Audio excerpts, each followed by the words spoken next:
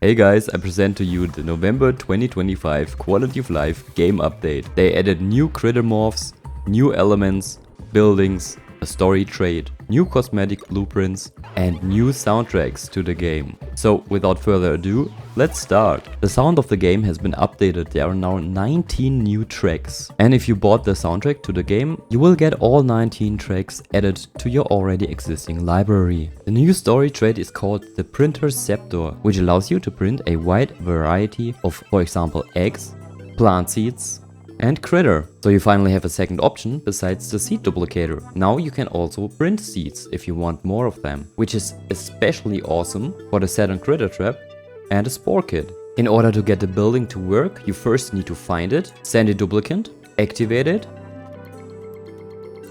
Thank you, Nazgul. Once activated, you need to supply the code to open the iris. You can find the code to the Printer Scepter in the new point of interest, which is this room with the toilet in here. The toilet is clogged, so you need to unclog it. You don't need any special skills for that. Just send a duplicant and unclog it. Once you've unclogged the toilet, you get the story trait of the Printer Scepter in the top left corner.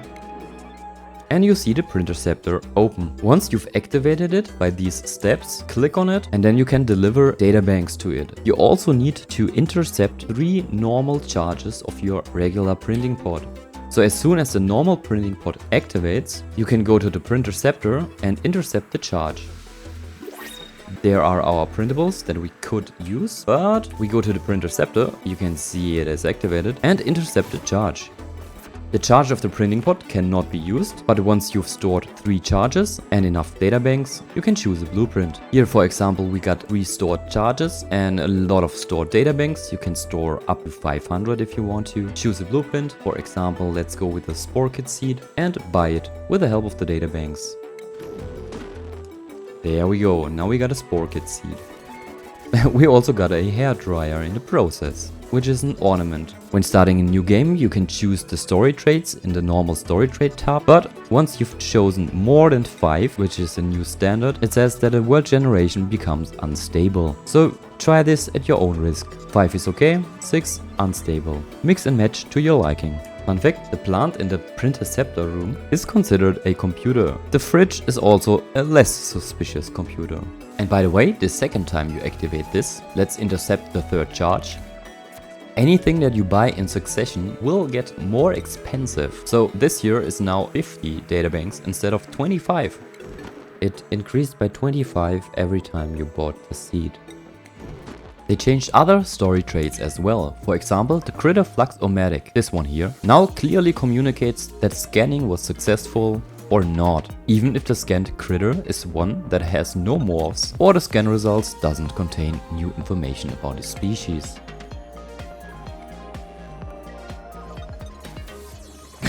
It just walked right back into it. Now that we need even more databanks, where do we get them from? Another option in the Spaced Out DLC is using the telescope to uncover hexes. Each hex will give you 3 databanks. They added a lot of changes to the jet suits. The jet suits can now be fueled by any combustible liquid, for example petroleum, ethanol and biodiesel. Duplicants in jet suits now prioritize flying over walking when they have both options. Also, as you can see, they significantly increased the jet suit's speed and also the fuel consumption, but they reduced the CO2 output and temperature. And in order to forge a jet suit, you now require a textile ingredient, for example reed fiber or feather fiber from the Rexes if you have the DLC, but you no longer require petroleum to build them. You need to fuel them once you've built them, which makes more sense. They added 2 new elements to the game. The first one are plant husks and the second element is plywood. Plant husks can be gathered from most crops, in addition to what the crop drops naturally. Here you can see we gathered 12 plant husks from this one mealwood plant. You can get the plant husks from the dew dripper, a lot of plant husks from the gas grass, 4 kg from the pikeable bush, 4 kg from the mealwood, though we did get 12 per cycle. Okay, 2 kg per cycle from the nosh sprout, and then we can get a large amount from the vagro nodes, because as you can see they spread a large area and you can harvest a lot of them at once. And so on and so forth. But what you do need to harvest a plant husk, as you can see here, no plant husk is a duplicant that has the skill. What skill is it? It is the improved farming 2 skill. As you can see, can salvage, plant husk and botanical analyzer usage. Crop tending alone is not enough. You will need the improved farming 2. The skill that a duplicant needs to harvest the mealwood and actually get a husk out of it is now symbolized by the small little symbol here next to the mealwood, which also implies that it might expand on this feature. So what can you do with the plant husks once you harvested them? You can build a new building called the plywood press and use the plant husks plus 10 kg of liquid resin to produce 100 kg of plywood, which is first off an insulator, slow heating, etc. And secondly, can be used exactly like you would use wood. For example, for the wood tile that you get in the Frosty Planet pack. Now you can use plywood to build those. And for all the non-DLC user, the hot tub, the sauna, the communal table and the shelf can also be built from plywood. And yes, those are 2 new buildings here. But first, what else can we use plywood for? We can, for example, use it as a combustible in a kiln, or as a combustible in the smoker building from the Prehistoric Planet Pack, even though it tells you you need peat and it is waiting for resources. So we did select the plywood here. There we go. This has to be a bug because it still tells us that we do need 10 kg of peat even though it already started. So another unnecessary red symbol. Go away. Of course, plywood is not as pretty as regular wood, hence why wood material now provides a plus 50% decor boost, but the base decor values of these buildings here has been adjusted down so that it has the same values as before, but the plywood is not as pretty. So the decor value of the wooden tile is 15 and of the plywood wooden tile is just 10. From the wood block it's 4.5 and from the wood block made from plywood it is 3. The sauna made from wood has a decor value of 24 and the sauna made from plywood has a decor value of 16.5. I mean the hot tub. And the sauna made from wood has a decor value of 16 and the sauna made from plywood has a decor value of 11. So everything made from wood now gives a plus 50% decor boost. For example, these new wicker doors here that are available in the Frosty Planet pack. Could you not? Even though they have a decor value of 0, so the 50% does not do anything here. Let's continue with the new buildings. You've already seen the plywood press and a new shelf building, as well as the communal table in the background. Then there's also the biodiesel engine, but I think the most useful of all will be the new insulated doors. And yes, they work exactly like insulated walls and keep the temperatures where they should be. So if you have a cold and hot environment, for example, the door keeps the temperatures where they belong. I created an even more extreme example down here. As you can see, the water is not heating up at all. The oxygen is getting warmer though, probably because of this here. Another awesome change for the door is that if you click on it, you can now set separate permissions for standard duplicants, bionic duplicants, and even for robots. Mess tables are now publicly assigned. You do not have to assign a single duplicant to them. Each and every duplicant can just interchangeably use them. And besides the change to the mess table, we do now have the communal table. The communal table is built from 400 kg of plywood or regular wood and allows up to 3 duplicants to dine simultaneously on them. Each duplicant that dines on a communal table will get a moral boost of +1. But that is not the main point of the communal table. There's a new room. It is called the banquet hall and it gives +6 morale to all the duplicants eating in them. +6, I hear you say that is what the Great Hall had before. Yeah, the Great Hall had been downgraded to only +4 morale. And the mess hall has been downgraded to +3 morale. The requirements for the new banquet hall are also a little bit steep but achievable. You will need the communal table. You are not allowed any mess tables in the same room. And you need to have the additional decor building, recreational building, and as a new requirement you will need a displayed ornament. What is a displayed ornament? So if you have a pedestal, you now have the new category called ornament. The ornament category consists out of many of the weird stuff that you find around in the world or some of the artifacts. For example, the archaic tag that I found around on this map, you don't even have to really dig it up first or clean it up with the artifact cleaner building. You can just put it on there like it is. Right now we only have a great hall in here. And now we do have the banquet hall. If you're searching for an ornament to display, remember that this thing dropped a hairdryer here in my play. There it is. Yep, we can use the hairdryer as an ornament. Ornaments can be found in space point of interest, from artifacts found around the planet, or when finishing a story trait. The Somnium synthesizer, for example, gives you a plane, which I cannot spawn in because the game keeps crashing if I try to. And in the Frosty Planet Pack DLC, you can just carve some Lumen quartz. That also counts. Instead of the pedestal, you can also use another one of the new buildings, which is the display shelf. The display shelf needs to be built on a background tile and does not count as a decor building unless you have something on it. For example, the ornament that we do need. And there we have the banquet hall, room bonus again. Besides the new ornament category, they added a few more categories to the regular pedestal and the new display shelf as well. In addition to the new buildings, you also have access to the new biodiesel engine that you can slap on your rockets in the base game and in the Spaced Out DLC. The biodiesel engine, of course, runs with, how else would it be, biodiesel. The biodiesel engine is a large engine and can carry your duplicants 13 star map hexes. And yes, they are no longer called tiles, they are now called hexes everywhere. That's it for the new buildings in the Quality of Life November 2025 update, but there have also been changes to some, could you not again? But there have also been some changes to some of the older buildings. For example, the large rocket modules now use a wide delivery offset. Not exactly sure what they mean with that, but it makes it easier for the duplicants to deliver to their storage, which is pretty awesome because they often had issues just delivering stuff to the modules where you need it the most. Also, several buildings that use liquid in their animations were updated to show the color of the liquid being used. This year is not one of them. Okay, let's test this setup. You can clearly see the polluted water in the filtration system and the salt water up here turning into clean water. Not sure if that is a change or if that has been like this all the time. I'm not sure what other buildings use liquids, but I'm sure that you can figure it out. Going back to the changes of the different room types there are, the laboratory, for example, does no longer need a light source. As you can see, it is still a laboratory. Hey, not you, go away.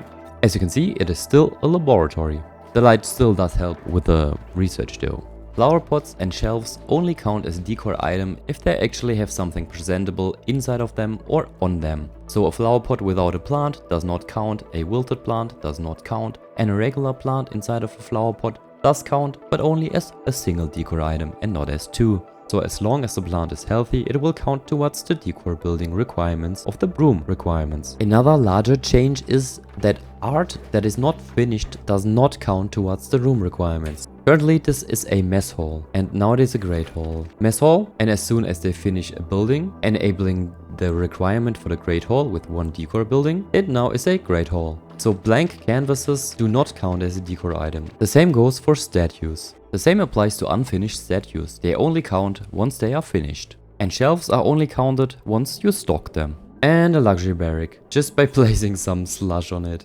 They gave the supply closet and blueprints new features that you can now use. For example, you can now filter for the DLC that you want to see. And they also say that they added 100 new blueprints to the supply closet. Though, to be totally honest, I couldn't tell you which ones they are. They did add the mini pot version of the regular printing pot that you get on the secondary planets in the Spaced Out DLC. They added jet suit blueprints. Some default closes, though I could not tell you which ones. Currently there are larger and clearer category buttons in the wardrobe section. I'm guessing they are talking about these ones here. If you have your duplicant and press on the blueprint and the restyle button, it will now lead you to this section here where you can restyle the outfit or open the wardrobe. Then you can now choose your duplicant starting shirt color with these tiny little icons here. So all red shirts for me, for example. By the way, when choosing a duplicant from the printing pot, you got the same options.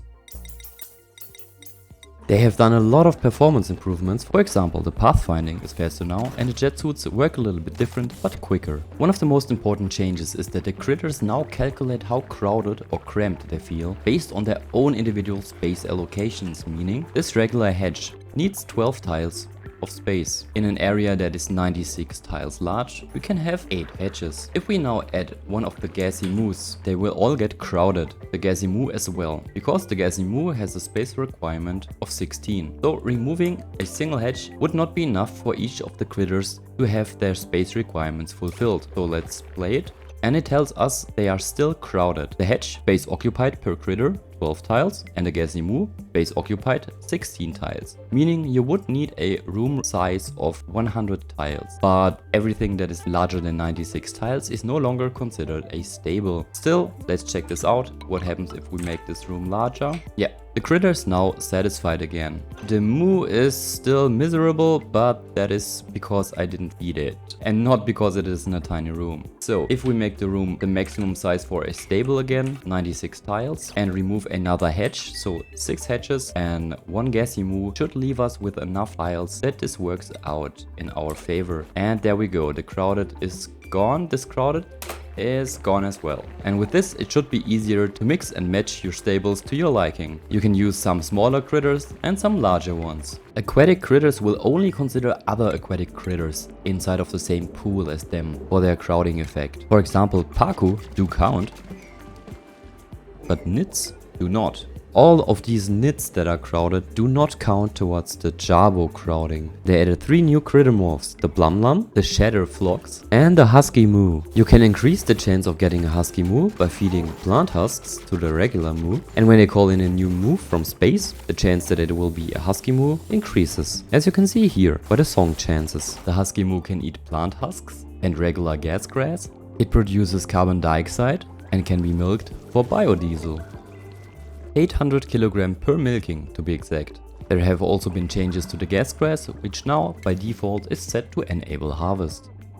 An amazing change they made is that they harvest mooned all of the critters. What do I mean with that is, well, take a look at our lovely Blumlums and you can see the irregularly popping up emoticons above their heads.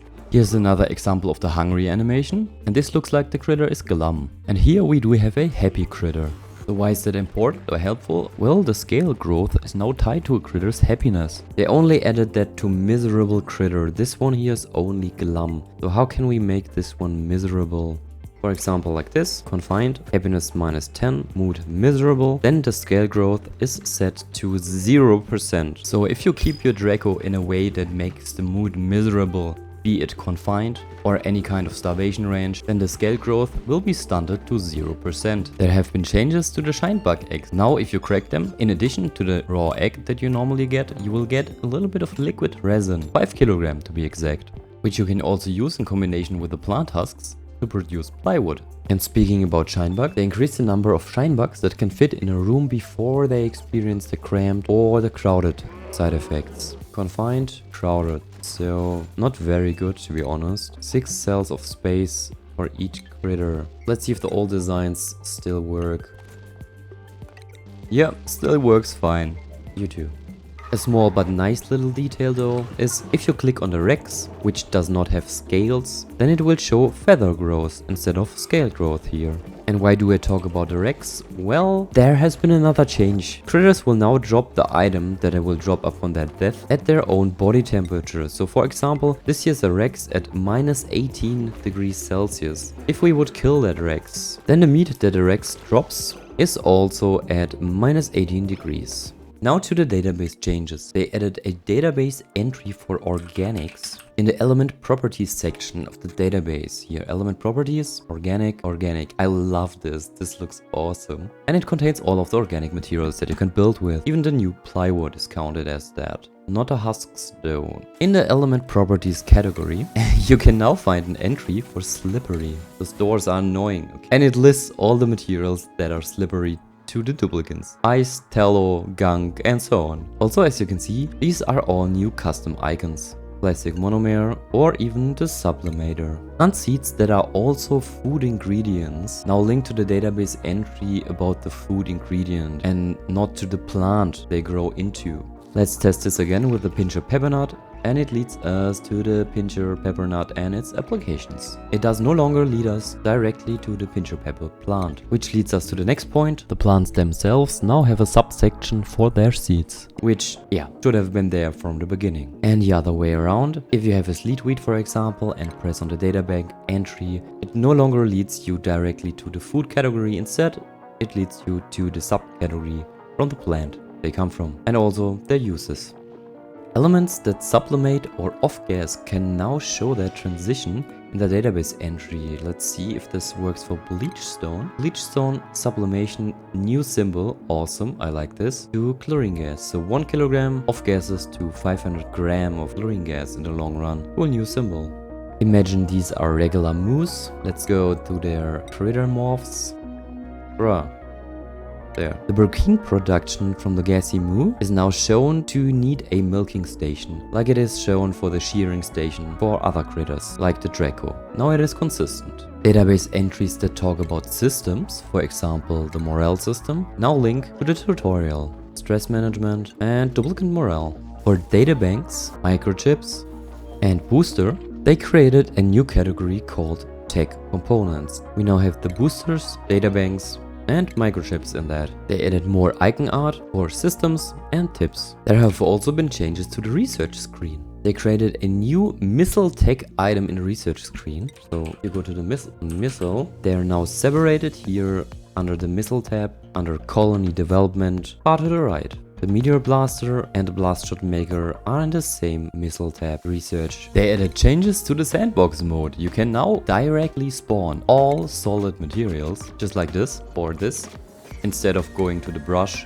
painting it in, and then digging it up. You can now also directly spawn all bottled liquids and all gas canisters just from the sandbox spawner tool. Another thing they added to the sandbox mode is that when you place down a building, let's say a liquid reservoir, and you place it over a plant, the plants will automatically be uprooted. That was not the case before. You just had to painstakingly remove them and then build the building, even though you are in sandbox mode. Another novelty is that the Sandbox Destroy tool, this one here, now also destroys falling liquids, which was not possible before. Last but not least, there have been a lot of changes to the UI. They made it easier to find what you're looking for in the build menu. Honestly, I don't even look for anything anymore, I just go to the search bar. But even that has been made easier by you can press Ctrl and F, like searching any other document as well, and it will directly pull up the first search bar. If you are anywhere where you want to build something and you're, let's say, looking for a generator,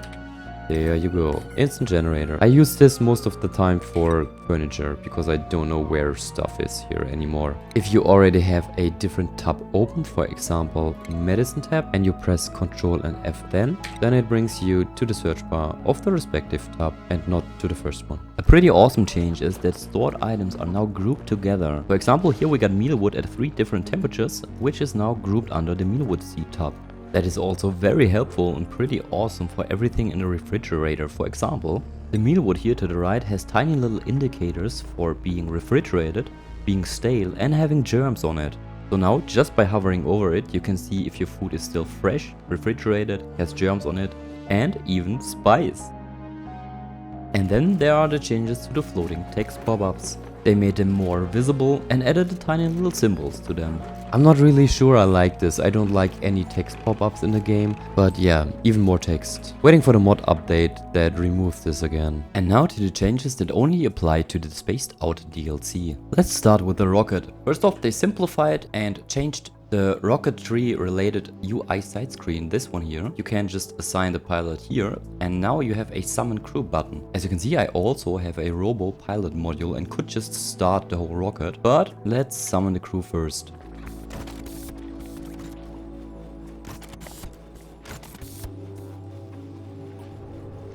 Which brings us to the first interesting change when dealing with duplicates in space. Let's launch the rocket. While in space flight, your duplicates will get a new status effect called Thrilling Flight, giving your duplicate a +2 morale boost, but also +10% stress per cycle. So better keep that in mind when sending off your duplicates into space. Another thing they changed is that when you click on your rocket and set a destination that is out of the rocket's engine's range, for example here, it will tell you the trip distance that you would need, 14 out of 12 tiles, the current range, 12 tiles, and a potential range. As you can see, there have been some minor art changes to some of the space point of interests, for example this one here. And yes, they do all look different because they have free floating resources on the space point of interests, which is another change that they added. Mining space resources and gathering them can now be done separately. So you can have one rocket with a drill cone that gathers all the resources and a second rocket without a drill cone that collects all the resources. Another addition is that all of the space point of interest now start with a few free-floating resources and 50 databanks each, which can be collected in the new module that they added, the research module here.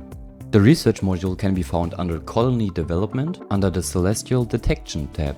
Once you arrive to space point of interest with your rocket that is either capable of mining or capable of collecting, it will immediately start with that action. Let's send out a few more rockets just to show you.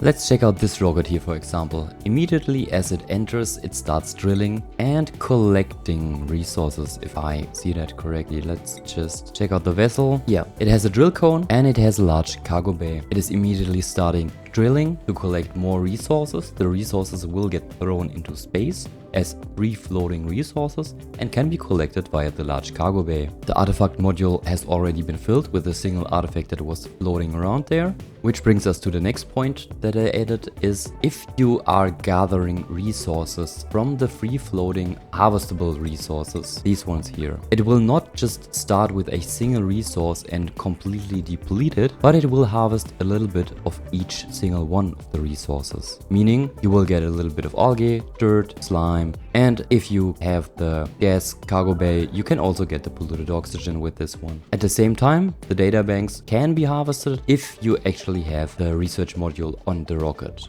These changes are also represented in the description of the drill cone. So the drill cone enables the rocket to drill into the debris and free them up so they are floating freely in space. And the cargo bay then allows you to store the freed up solid debris that you can then harvest. The gas canister, for example, stores most of the gases that are freed up. And the liquid cargo tank does the same, but for the liquids. All the space point of interest that start with the new free floating resources are available in your old saves as well, so this will be updated. For some of the newer stuff you need to start a new game. The amount they start with free floating is around 10% extra resources. One modification that only applies to new saves is the organic mass field. I guess that is this one here, that is near the start, is only generated in new saves, meaning they added an organic mass field near your starting location, which is quite helpful. If you have a rocky asteroid field, let's look for this one. I do not have a rocky asteroid field.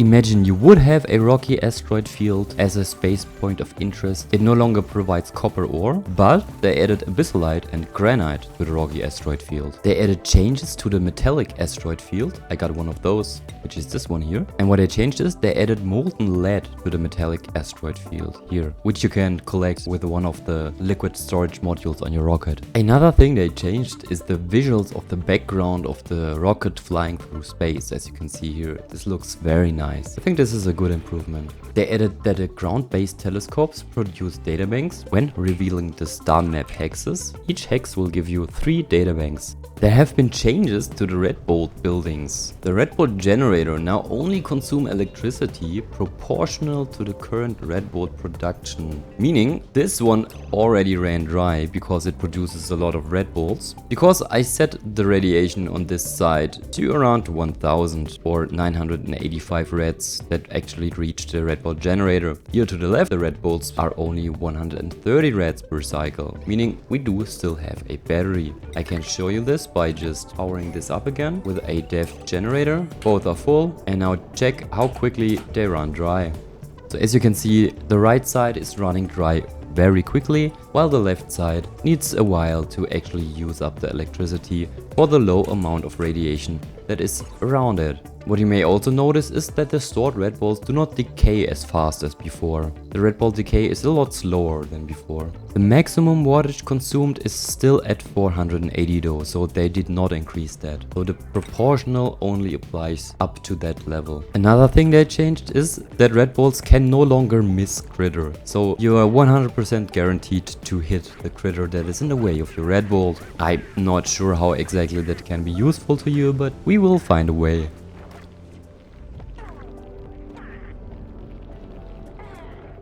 The rocket cargo bay, the small one, the rocket port loader, unloader and rocket port extension have now been moved to the solid transport tech tier in the research screen, this one here. And the last changes and information that have been added to the spaced out DLC are to the database for the space travel. So if you go to space travel under systems, this now contains information about space mining and life support for the rocket crew. So we have space mining here and crew survival. And now to all the changes that are exclusive to the BIONIC Booster Pack DLC. Our lovely BIONIC dupes have gotten new skills that you can buy. Look at this one. If you go to the skill tree of the BIONIC duplicants and then you look for HP skill, you now have a new skill branch that you can buy. The improved hardware, making them immune to popped eardrums, eye irritation and major eye irritation, and the climate control, making them immune to toasty surroundings and chilly surroundings, which does not affect anything like scalding or frostbite. So if you throw them inside of lava, they will still notice. If we now have our lovely Nazgul and throw them somewhere where it is cold, they should not get chilly surroundings. Let's speed this up a little bit. No chilly surroundings. And then throw them somewhere where it is hot. Down here, for example. They should not get the hot surrounding, but they still get the scalding, as you can see, and they still get the damage. There you go, Nazgul.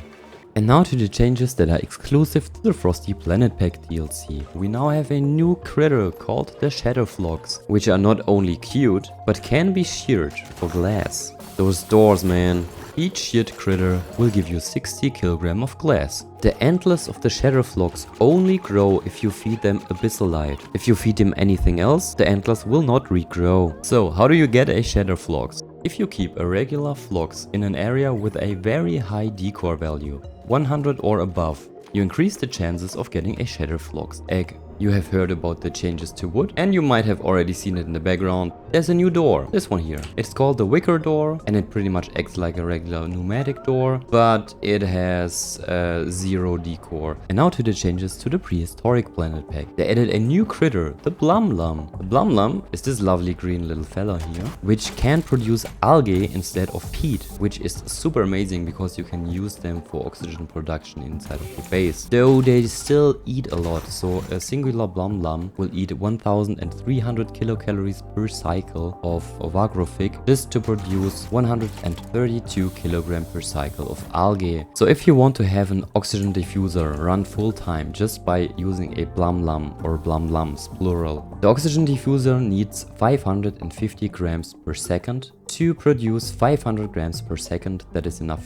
for 5 duplicants to supply their base with enough oxygen for that. So let's see how much we would need. We have 132 kilogram per cycle, that is 600 seconds, and we do need 550 gram per second. So we do have 132 kilogram, 220 gram per second, not 550, so 550 divided by 220. We need 2.5 Blumlums to produce enough oxygen for 5 duplicants. But how do you get a Blumlum? Well, if you have a regular lum and you keep it in a carbon dioxide rich environment, then the chance of the Blumlum egg increases. And by the way, this here is a baby Blumlet. It for some odd reason changes color pretty quickly. So if I use here the green one, not the the Blumlet, it spawns in green, then give it a few seconds.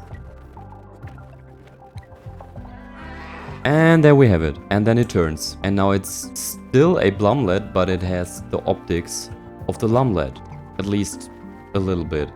More changes to the prehistoric planet pack are that they try to avoid the Jarbos growing up in tiles that are too small for them to actually grow up in. Okay, so the confinement did not stop it from growing up, but it tried to prevent it from getting stuck, I guess, so that would be an improvement. They also improved the Jarbo navigation. The critter sensor is now able to count knit larvae, so this one here counts 3, and let's see if we add in some larvae. It did count 3, and this one also. Nice. This could break one of my older setups though, gotta check that. Something awesome they added is the new monument top for Higsby. So if you got the prehistoric planet pack, you now got a Higsby noggin unlocked in your supply closet, allowing you to build this beautiful monument top. Of course, you can just switch it out for anything else, but it is already unlocked in here. The Mimilet's description is now called a seed instead of fruit, inedible seed of the mimica bud. And their critter counterpart, let's look for them. We do not have them here at the moment, so let's spawn one in. God damn it. The Mimica has a new status effect. Could you not be so fast, man? Called Going to Pollinate. And I even got a bonus chapter for you guys. There's the new Neutronium Cosmetic Pack, which gives you everything that you can see on the screen, basically just new blueprints. Because I didn't want you to buy this without knowing what you get, I actually got the DLC for myself, and now I can present to you what is inside of it. So if you go to the supply closet and filter for Neutronium, it will show you everything that is new in the respective category that you chosen. Here to the left, there are no new toy responses, no new artworks, one new wallpaper, a few buildings that I can show you, the jet suit, the Atmos suit, and one outfit. And a new duplicant. Let's start with a new duplicant. The new duplicant is called Xena. Xena is a standard duplicant. Jenna only cares about 3 things: gold, accents, true crime, and advancement of nuclear physics. But yeah, we got a new duplicant. And besides that, new blueprints for the hamster wheel, for the oxygen diffuser, and for the fridge, for the ceiling trim, or however it is called. Now it is called Regal Neutronium corner trim and Regal Neutronium ceiling trim, as well as for the regular storage bins. They now look very fancy. Nothing for any of the toilets though. And it is nighttime. And also no Regal bed, which is why the duplicant slept on the floor. There's the Regal Neutronium water pump, which looks quite nice, gotta say. This is the background tile, the aqua tuner, and the steam turbine, the metal refinery, and the skill scrubber. And I personally like this the most, the Regal Neutronium coal generator and the pedestal. Then we got a water sieve, the electrolyzer, and a carbon skimmer here in the middle, as well as down here the liquid tapidizer. Let me show you a little bit better. Yeah, the liquid tapidizer. Then we got a new blueprint for the grooming station, a new outfit for the duplicants, and a new outfit for the Atmos suits and the jet suits. So, new jet suit and a new Atmos suit. The last thing they added is for the secondary planetoids. So let me just grab one here. Spawn a duplicant. When you're building a mini pod, this one here, you can also change it to the Regal version. After showing you what the Neutronium Cosmetic Pack has to offer, it is up to you to decide whether that is worth your money or not. I for myself do like the optics, but I do think it is lackluster in some areas. I do think that there are not enough blueprints for this to completely work. There's definitely not enough buildings for the late game, meaning the royal look that you're trying to achieve with this setup will be quickly lost in a real base. I guess you will not use coal energy in cycle 1000, whereas the royal petroleum generator, natural gas generator, and so on. So in conclusion, I like the theme, but it needs to be expanded on. And with this, I hope you guys like the update news. Leave a like to push this a little bit for the algorithm. Subscribe so you don't miss the next one. Then I hope you have a great day. Love you guys, and Luma out.